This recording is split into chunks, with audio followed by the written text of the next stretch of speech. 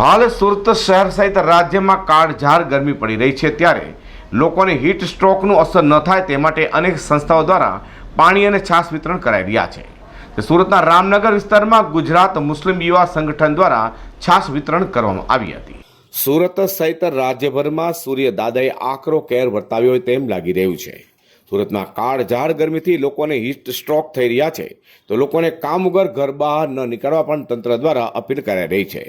તો બીજી તરફ કાળઝાળ ગરમીમાં લોકોને ગરમીની અસર ન થાય તે માટે અનેક સંસ્થાઓ દ્વારા પાણી અને છાશનું વિતરણ કરાઈ રહ્યું છે. તો સુરતના રામનગર વિસ્તારમાં ગુજરાત મુસ્લિમ યુવા સંગઠન અને રાંદેર પોલીસ દ્વારા ઇઝી મસાલાના સહયોગથી વિનામૂલ્યે છાશનું વિતરણ કર્યું હતું, જેમાં શહેરના અલગ અલગ વિસ્તારના આગેવાનો હાજર રહેવા પામ્યા હતા. તો આ કાર્યક્રમમાં ગુજરાત મુસ્લિમ યુવા સંગઠનના આરિફ મલેક, ઇઝી મસાલાના માલિક ગુડ્ડુ પંજવાણી, સમાજસેવી જુબેર સોડાવાલા સહિતનાઓ હાજર રહેવા પામ્યા હતા. અઝર કુર્સી સાથે પ્રકાશવાળા.